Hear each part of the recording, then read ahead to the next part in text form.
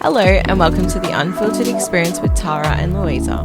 We are two girls who speak the truth about the struggle of never feeling enough whilst growing up in a world of filters and comparison. Here we will have raw, relatable and authentic conversations to empower you on your path to self-development.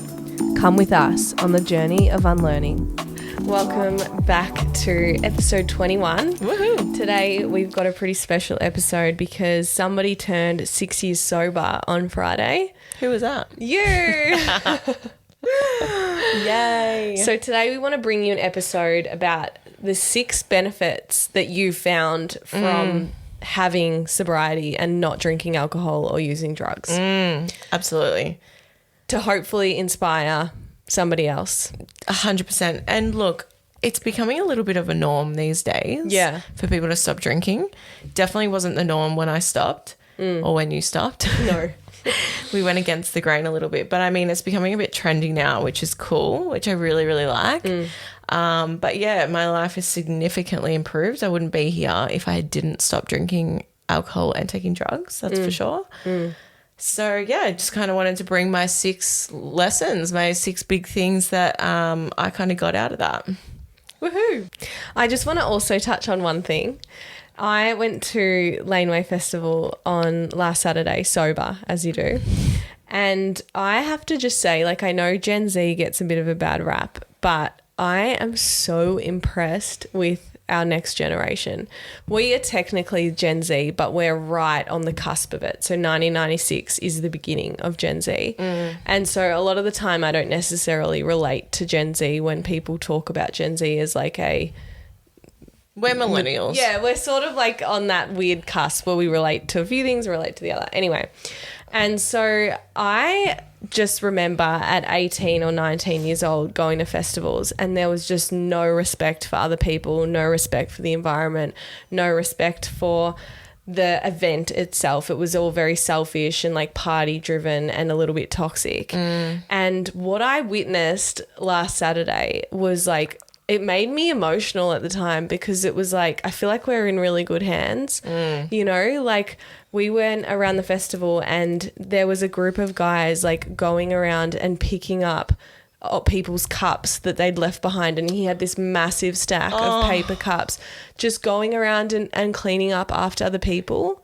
What a darling. Like this is, I just found that I was like, wow, you know, that's really, really cool. And then when we were leaving the festival, there was a massive groups of people and this couple had like stood just on the side of the garden bed and was like, oh, like we just want to protect the garden so like no one walks over it. So like go around, like pushing people to like, well not pushing, but directing people to go around the garden bed. It's so beautiful. Like it was amazing. There was no punch-ons. There was no, like, I don't know whether the drugs have improved, but like everyone was so mellow and just like chill and like having a good time, but just like not being obnoxious and unsafe. Do you know what it is? It's the next generation are educated. Yeah. We were not educated the way that they are, and we have a lot to learn from the younger generations. This is what I've come to realize is that my partner's cousins are in high school at the moment and they can teach us a lot and to be open-minded about that. Well, we were definitely raised by teachers that were baby boomers or parents that were baby boomers, and they were taught by a generation that went through war. So there's a lot of trauma and not a lot of space for feelings in those cohorts of people. So then you've got Gen Z who are raised by people that are changing those beliefs and changing that pattern, and it's so evident in the way people are. Yeah, it's beautiful. That was just my bit. So let's enter into number 1, 6 benefits from being 6 years sober. Okay, so number 1, my biggest one, I think, is just an overall sense of feeling better. So feeling better health-wise, I feel better within my body, I feel better health-wise. You know, within 4 to 8 weeks of stopping drinking alcohol, your liver starts to improve, your kidney function starts to improve. All of these things that are really important that we can't actually see start to improve. So that has a direct correlation to the psychological effects that alcohol has. We know that alcohol is a depressant. we know that it releases hormones and chemicals in our brain that make us feel pretty crap. So as soon as you stop drinking, you are going to feel better. One thing I like about not drinking alcohol is that there's never a day where I wake up and I feel like I can't do this or I can't meet my needs or meet my what I had set out to do. Yeah. And when I continuously meet what I want to do in life, it builds self-confidence. Whereas drinking alcohol and setting goals and stuff for the next day, I was constantly not meeting those goals or whatever. I was going out even further than what I had planned. And so it was lowering my self-esteem because I'm constantly not meeting what I want to do when I'm sober. 100%. Yeah. And I think that I was having this conversation with someone last night, the perspective I have on myself as a result of carrying out my desires, it makes me like myself more.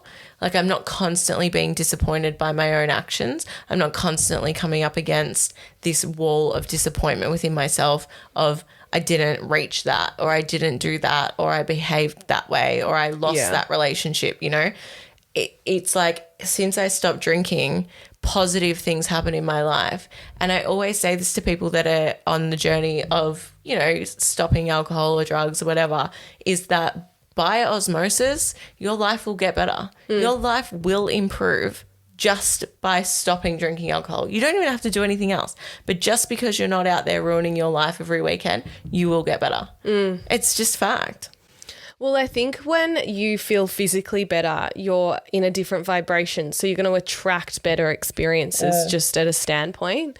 Another thing that I like about this one is that when you don't drink, you have more time. Yes. You literally gain time back that would have been used to numb out or completely obliterate yourself. And so you can use that time to grow as a human being, which means you're miles ahead of other people because there's people on the weekend that are obliterating themselves. So if you want to get ahead in life, it's quite a great strategy. Totally. And you think, right, Saturday's the day you're getting drunk, Sunday's the day you're recovering, and Monday's just a write-off, right? So that's 3 days. That's 150 days of the year. That's a fucking third of the year that you're out. You're just gone. You're not present. And that probably leads us well into number 2, which is about feeling genuine connection and presence around people. I was at a wedding yesterday and I just noticed, and no hate to anybody who drinks alcohol or takes drugs, I completely understand. Most people are able to do it in moderation. I definitely couldn't. But to see the people that were on drugs and alcohol compared to the people that weren't, it was like a complete separate experience. So the people that were under an influence of something were like, woo, yeah, party, we're at a wedding.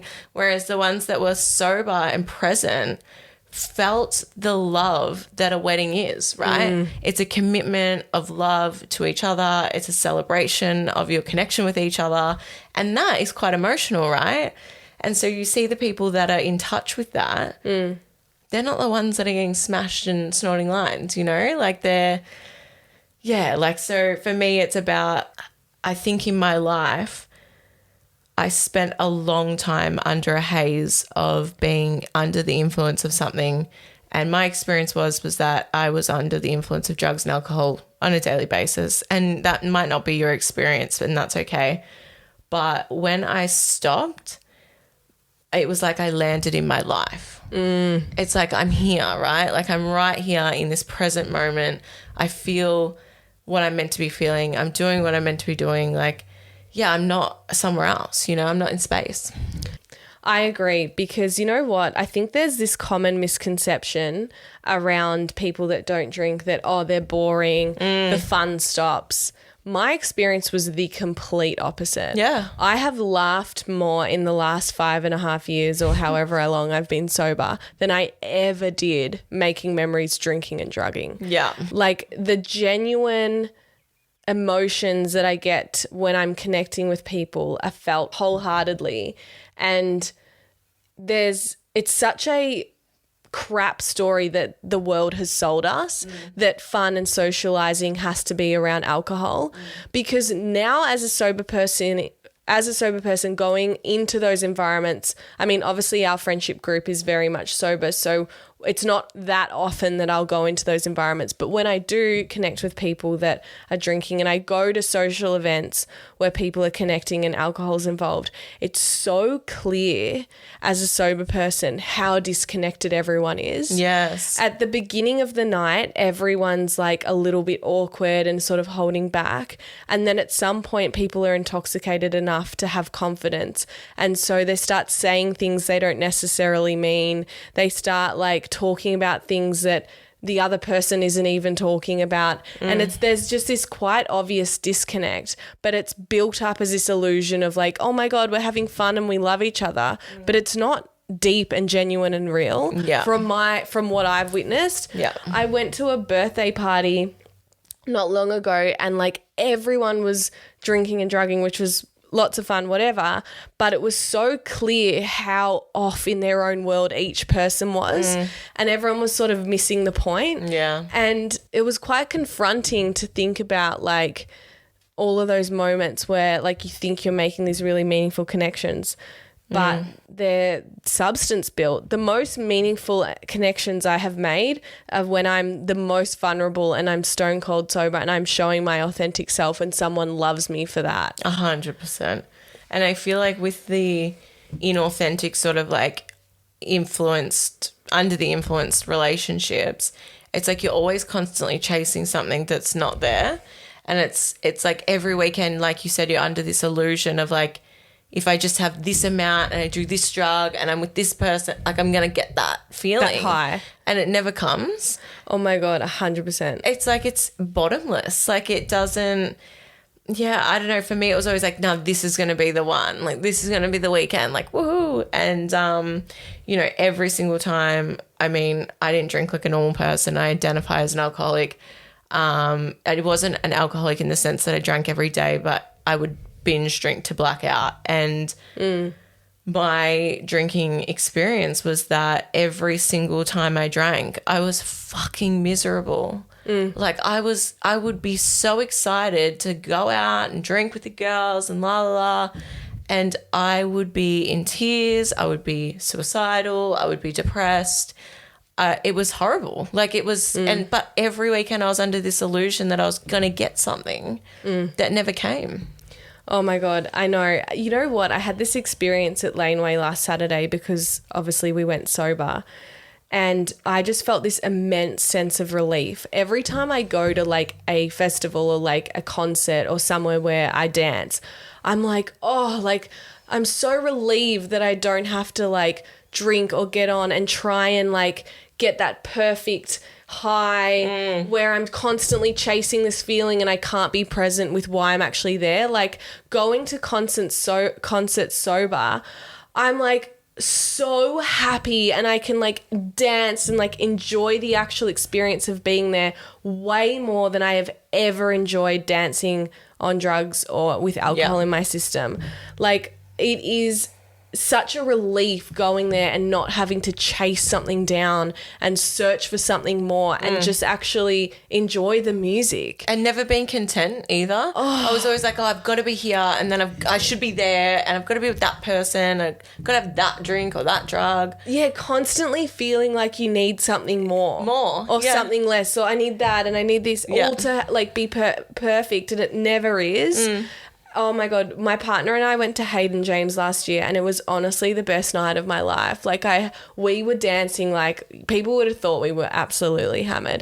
But I was so present for every song and like experienced the high of the music as a sober human being. And I had way more fun than when I was back in the day. If I had been drinking and been in my addiction, I would have been constantly searching for the next thing in the toilet, finding you know who, blah, blah, blah. I would have missed half the set. It just like wasn't real. Yeah. And for me, like every time I'd just get that little bit too drunk and then it was like, where's the drugs? And then take the drugs. Oh, I'm not drunk enough. Got to drink more alcohol. Like it's just this and then the purpose is gone. Oh. It's all gone. Yeah. Connection and presence is a huge benefit. Absolutely. And number 3, so the third benefit of being sober is the no Sunday shamies. Oh. Can I just say, for the first year and a half, I think, of my sobriety, I still got that anxiety on a Sunday morning, every Sunday. It was like I'd wake up and I'd be like, and then I was like, oh, it's over. It's all good. Like it was a habit. Anniversary trauma. Yeah. My therapist taught me anniversary trauma. I had a really bad event happen to me one time on Mother's Day years and years ago. And every time Mother's Day would come around, I'd feel depressed or like suicidal. And he explained to me, well, it's called anniversary trauma. Like your body remembers that year before. So your body remembers every Sunday waking up. It's like a pattern, muscle memory, remembering how shit you used to feel. Oh, it's horrendous. And it's the anxiety. Like, what have I done? What did I say? Who did I call? Oh, no. Did I fucking strip my clothes off here? Or, you know what I mean? That was my life, you know? Like, where did I think it was a good idea to do a nudie run? Or... Well, that's the thing. You know what? People say alcohol isn't an excuse. But when I studied psychology in school, like alcohol is known as like an altered state of consciousness. So you are not who you are when you're on a drug or when you've got alcohol in your system. Like, amen. Something has taken I'll over. attribute to that. Yeah, like your frontal cortex is switched off, which means that you have no concept of consequences. And again, that sort of breeds into that like inauthenticity. Like we are connecting over something that's not real. This isn't who I really am. One time, oh my God, I'll never forget. This is so mortifying. I went on schoolies and I hooked up with this guy and we were like really getting along like so well. And I'd been drinking, but I wasn't completely drunk. And I didn't know, but he was really drunk. Like he was presenting pretty well. And he was like, oh my God, we're going to spend the next few days together. We're going to do this, this, and this. Like, I'm so excited, da, da, da, da, da. Like, I can't wait to like go to the beach tomorrow. Like we were just like making all these plans and like, I felt like we were quite connected. The next morning rolls around, he wakes up and just leaves, ghosts me. He's like, I'm out, like fully had the shamey of like, what did I do the night before? And was like a completely different person sober. And I was so triggered. I was like, what? Like, I'm so confused. Like last night you were saying one thing and now it's like completely another story.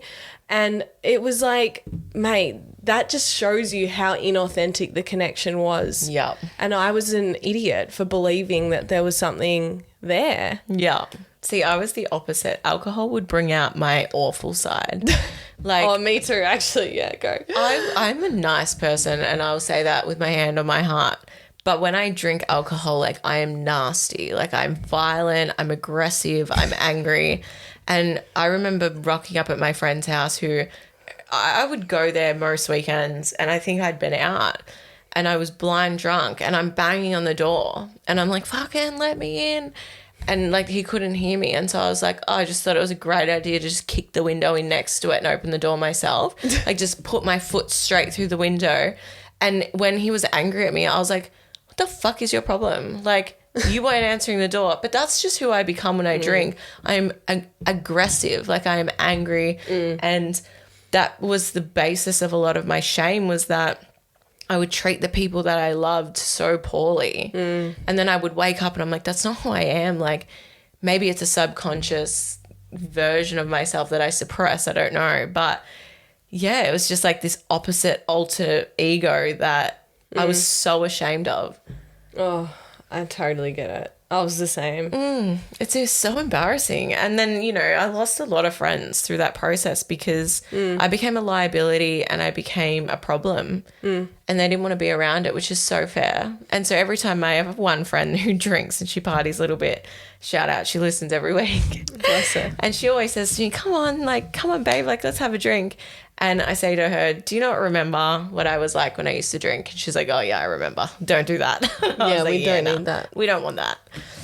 I really relate to that. When I'm in a relationship and I drink alcohol, like I actually can't trust myself. Like when I was a child, I had a boyfriend and yeah, as soon as I had alcohol in my system, like I made decisions that I would never make sober and I was unfaithful. And like those memories like really, really haunt me. But I just like know as a sober human being, like my integrity and my values are the complete opposite to what they are when I have something in my system. And it's like I have no control over meeting those values and those morals when I'm intoxicated, and that to me is the reason I can't. Like, that alone means I can't have that in my life, because I don't want to, like you just said, I don't want to treat the people I love in a way that is not real to how I actually feel. Yeah. Alcohol is like, I forget the statistic, but it's one of the biggest causes of infidelity. And it's not that people are choosing to be unfaithful. It's that they lose their consequential thinking when drinking alcohol. I think, thank God I was ever in a relationship when I was binge drinking, because I would black out. Like, I would actually black out and not know what I would do. So same. Imagine if I had someone to be accountable to.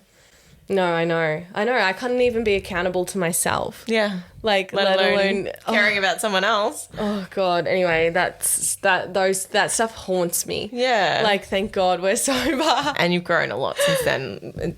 I don't think we have much consequential thinking when we're children. Yeah. So yeah. Anyway, we've grown. Number 4, the fourth benefit of being sober is attracting people in your life that are healthy.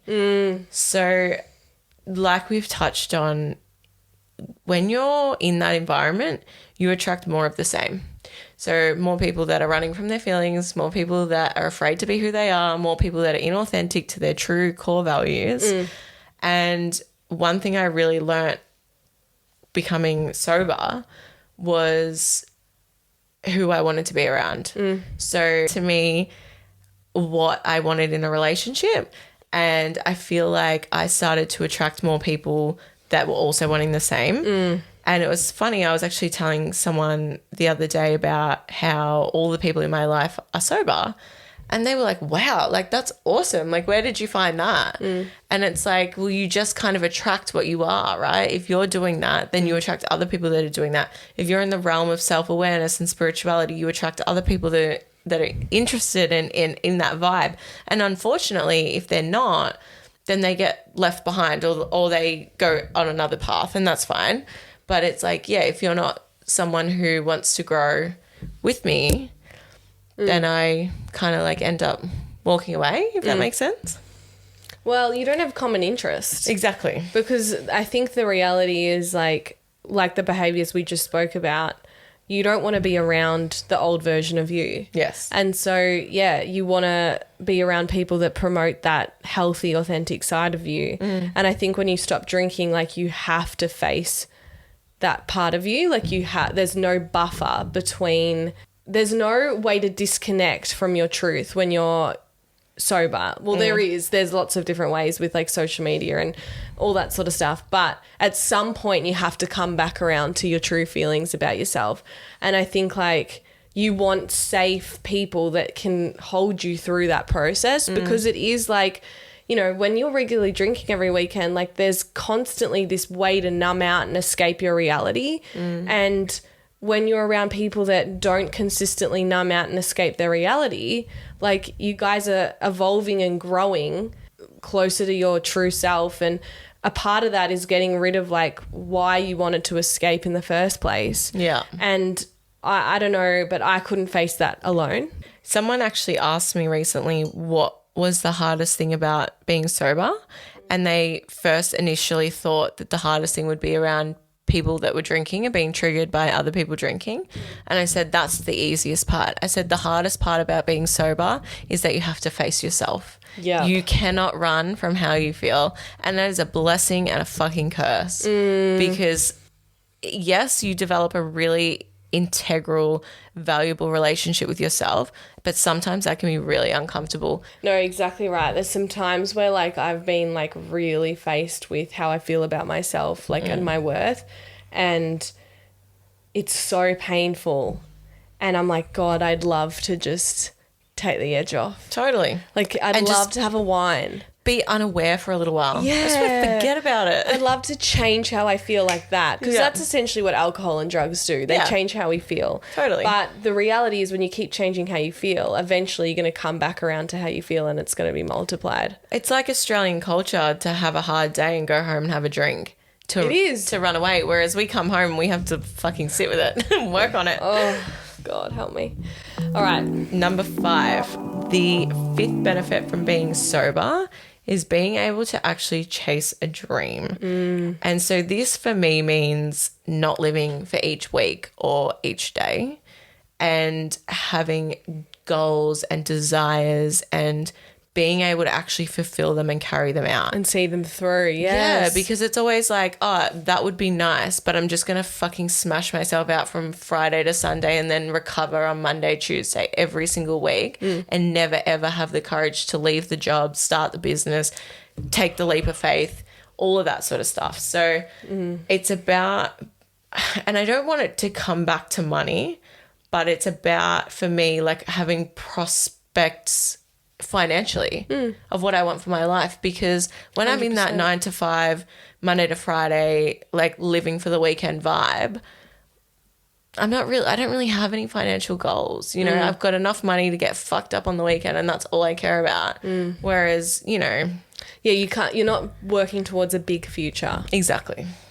Yeah, no, I was the same. I feel like for me, I was very good at the idea or the starting. I could start something, but I would never see it through. Yeah. And being sober over the last 5 years, like I finished a degree, even though I'm not working in that degree, I finished a degree. Which is massive. We started this podcast. We've done weekly episodes for 21 weeks. You know, we've gone on holiday, come back and continued working on the podcast, and like that consistent ability to show up even when you're not getting a direct reward for a long-term goal is not something I knew how to do when I was drinking, because I was constantly searching for that instant gratification, that right now feel good, that right now I want to change how I feel. So if I'd started this back in the day, which I never would have because I had no awareness, but let's say I did, if I didn't get success on the first episode or the first video, I would have quit. And gone back to something that's going to give you that instant fix. Exactly. Yep. And the reality is, if I'm living my life like that, I'm always going to miss out on what my real potential is. So I'm living and I'm missing opportunity every day because I'm just trying to feel good and escape how I feel. And there's like a massive like can't be fucked attitude too. Yeah. Every week I'm like, ugh, work, you know, like life's a drag, like this is fucking shit. I just can't wait to fucking get on, you know, like get me the fuck out of here. And that's something that I always come back to is being sober. I've created a life that I don't need to escape from. I go on holidays and I want to go home. I'm like, I love my life. Like I don't need to be away. I don't need to be escaping myself because I've created a life that I fucking love. I actually feel that for the first time. Like I went on holiday over the summer and usually I would go away and feel really anxious about coming home. But this time I was like ready to come home because of that exact reason. Like I've built an existence that I want to continue to work on and I want to continue to build because it's real for me. Like I think it goes back to that feeling better inside and out, like our first point. When you're what goes up must come down. So like if I'm feeling myself and I'm wanting to feel good instantly and I'm borrowing from the future to feel good and then I feel shit Monday to Friday because I'm just thawing out from the weekend and then I do it all over again. You're constantly in a deficit. Yeah, like you're constantly trying to play catch up. So when you stop drinking and you start to feel good and feel better physically, like you're actually, is it a surplus? Yeah. You're in a surplus. Love it. I think that it becomes purposeful. Your life becomes purposeful. You have purpose. And I think that is what one of the biggest things that drove us to start this podcast was that we wanted that drive for something that we just didn't have. And that was authentic. Yeah. You know, like we'd worked so hard to like be ourselves, and then we were going out into these careers where like we weren't ourselves. So I was like, why don't we do something where we can just be who we've built to be? Yeah. Be ourselves. Love it. Last one, number 6. The 6th benefit of being 6 years sober is the improvement of your mental health. Yeah. So as someone with mental health issues and 2 people that work in the mental health industry, alcohol and drugs are the biggest contributors to exacerbating depression, anxiety, stress, all of that sort of stuff. So yes, mental health exists outside of those things, but if you are putting down the substances, your mental health will improve.